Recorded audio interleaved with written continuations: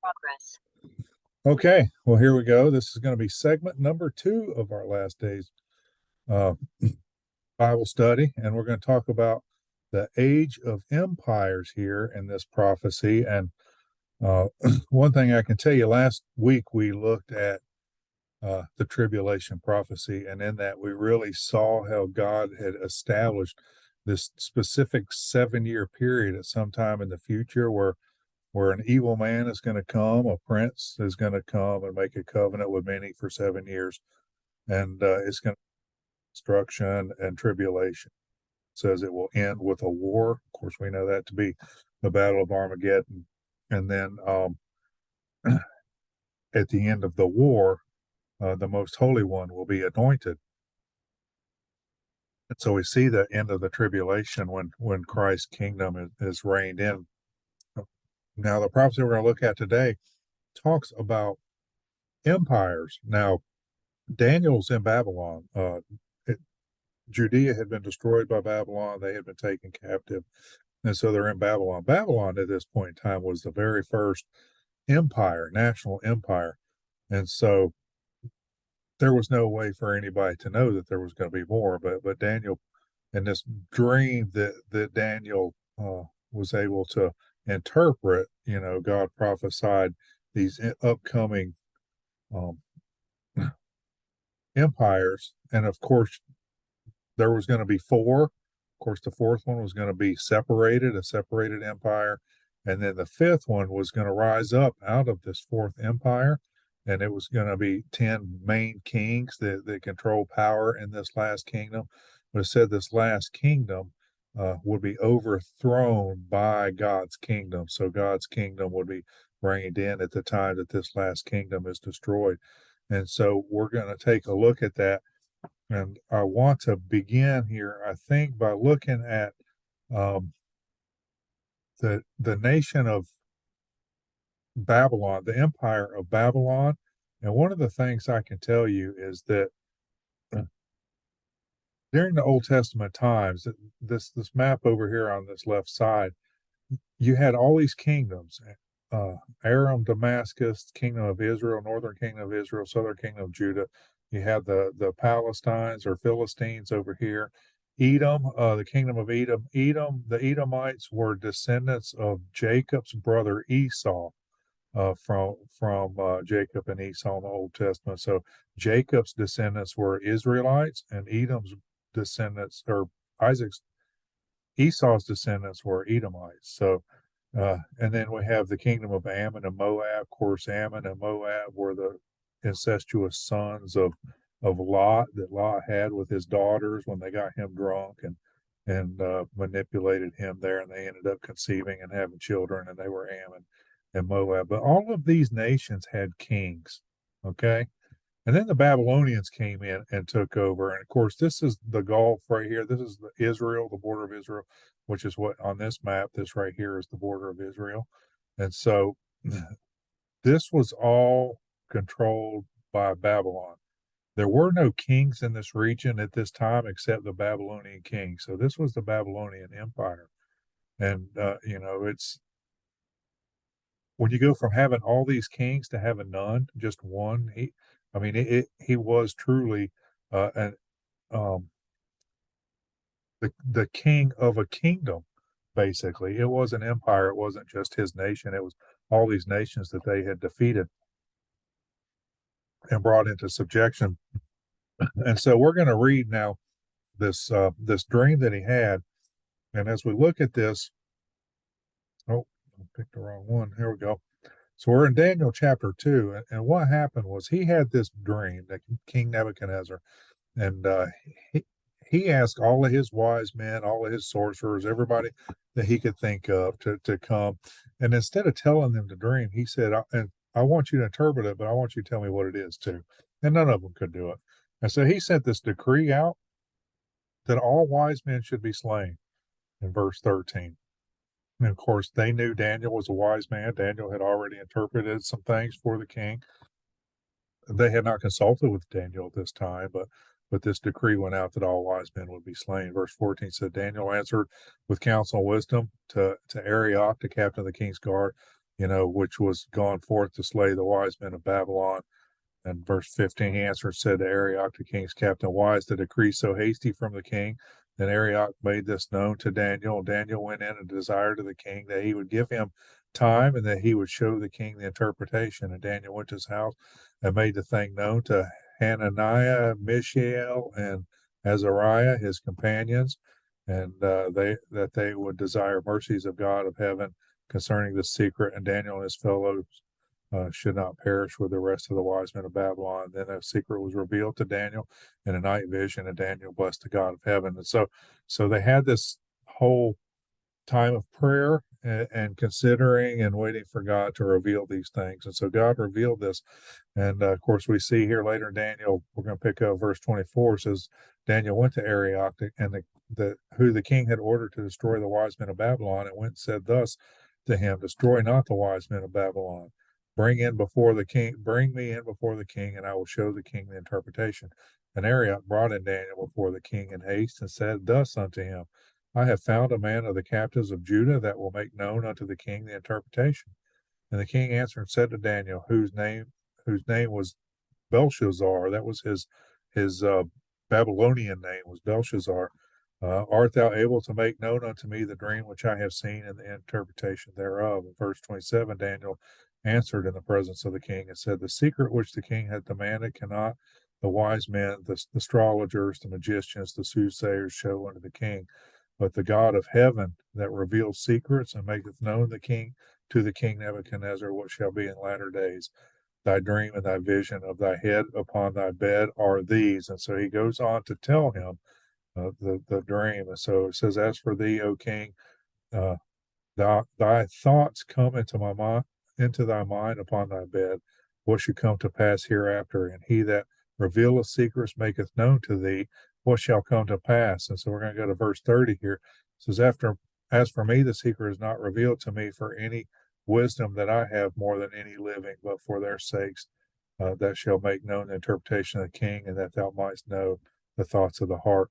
And the king saw, and behold, a great image, and this Daniel still telling him, you saw a great image, and this great image whose brightness was excellent stood before thee, and the form therefore was terrible, and the image's head was of fine gold, his breast and his arms of silver, and his belly and his thighs of brass, and the legs of iron. His feet were part clay and part iron. And thou sawest till that a stone was cut out with the hands which smote the image upon his feet, that were of iron and clay, and break them into pieces. And then was the iron, the clay, the brass, the silver, the gold broken into pieces together, and became like chaff of the summer threshing floors, and the wind carried them away, that no place was found for them. And the stone that smote the image became a great mountain and filled the whole earth. This is the dream, and we will tell the interpretation thereof before the king. So Daniel's telling him, you had this dream of this statue. It had a gold head, it had this chest, the waist, the legs, and the toes. And so now he's going to get into the interpretation. In verse 37 says, thou, O king, art a king of kings, for the God of heaven hath given thee a kingdom, power, and strength, and glory. So basically, that picture that I showed you, all the little nations around the Middle East there had become his kingdom. That was the Babylonian kingdom, the kingdom of King Nebuchadnezzar. Verse 38 says, wherever the children of men dwell, the beast of fields and the fowl of heaven hath he given into thine hand, and hath made thee ruler over them all. Thou art the head of gold. So Nebuchadnezzar, the Babylonian empire, was the head of gold. It was this empire over all, basically at the time, all the nations of the world. And so verse 39, it says, after thee shall rise another kingdom inferior to thee, and a third kingdom of brass, which shall bear rule over all the earth. And so this is going to be a second kingdom and a third kingdom. And then verse 40 says, a fourth kingdom shall be strong as iron, for as much as iron breaketh into pieces and subdueth all things. And as iron that breaketh, all these shall it break in pieces and bruise. And so this is going to be your divided kingdom. Verse 41 says, whereas thou sawest the feet and the toes, part of potter's clay and part of iron, the kingdom shall be divided. but there shall be in it strength of iron, for as much as thou sawest the iron mixed with the miry clay. Verse 42, as the toes of the feet were part iron and part clay, so the kingdom shall be partly strong and partly broken. And whereas thou sawest the iron mixed with miry clay, it shall mingle themselves with the seed of men, but they shall not cleave one to another, even as iron is not mixed with clay. And in the days of these kings, and so this now we've gone from these four empires to days of kings again. So in the days of these kings shall a God of heaven set up a kingdom which shall never be destroyed, and the kingdom shall not be left to other people, but it will break in pieces and consume all the kingdoms, and it will stand forever. So there's going to be these empires are going to end, and there's going to be days of kings again, and then in the days of these kings, another kingdom is going to be established, and so this is going to be the kingdom of Jesus when that Holy One is anointed at the end of the Battle of Armageddon, and it will break into pieces all these other kingdoms, but Jesus' kingdom will stand forever. And verse 45 says, for as much as thou sawest that the stone was cut out of the mountain without hands, and that break in pieces the iron, the brass, and the clay, the silver, and the gold, the great God hath made known to the king what shall come to pass hereafter, and the dream is certain, and the interpretation of it is true. And I have a picture here, and I want to show you. Um, Here it is.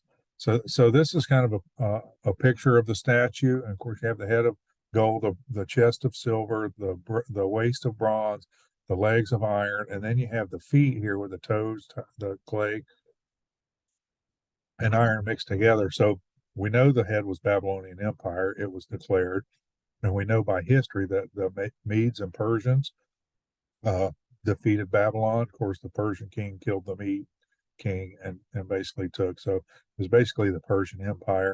Of course, the Greek Empire came after that, and then the Roman Empire was the fourth empire, and it was a divided empire. Remember, the Roman Empire divided into East and West. You had the Byzantine in the West and the Roman Empire in the East.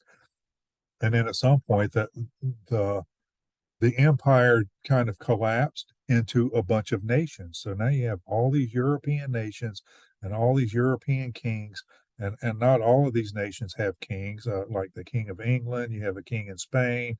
So some of these nations still have kings. Other nations are led by presidents and prime ministers and different things.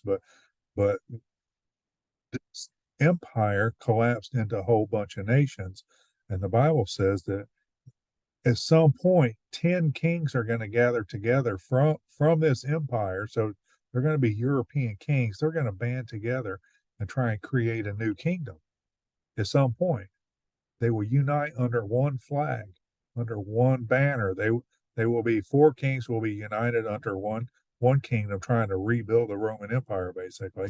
And at the time when they do is when uh, we will see Christ's kingdom established. And basically, I think this is the same period, the same 7 year time that the other prophecy talked about. When this prince that is to come will make an agreement with many for 7 years. I think this will be his empire. He will try and establish this kingdom. He will take these kings and subdue them and get them to do his own will. And because there will be so many nations together, he will control everything.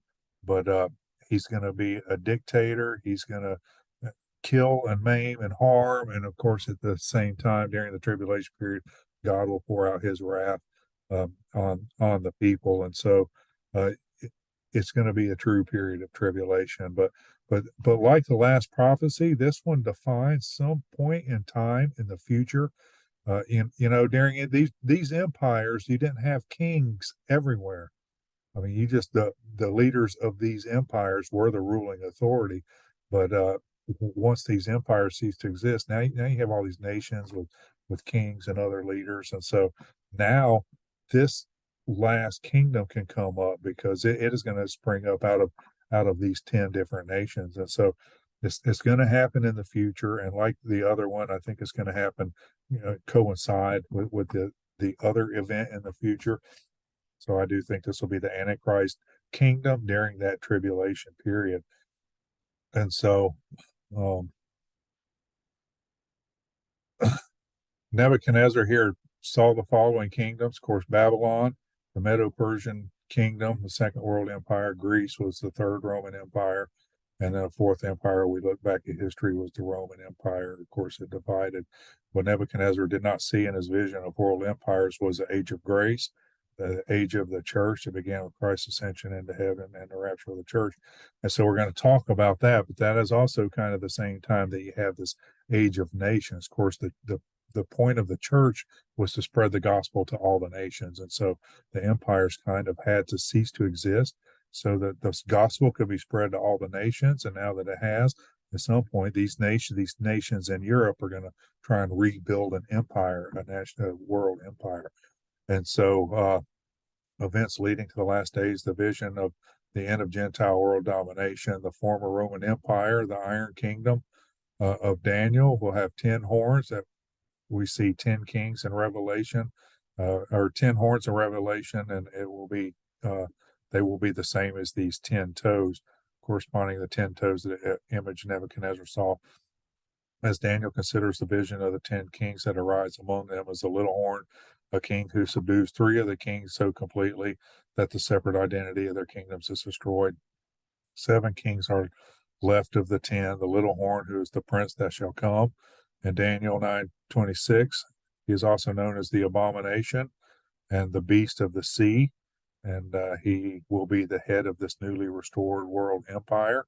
And some expositors connect this with the willful king of Daniel and the man of sin of Thessalonians.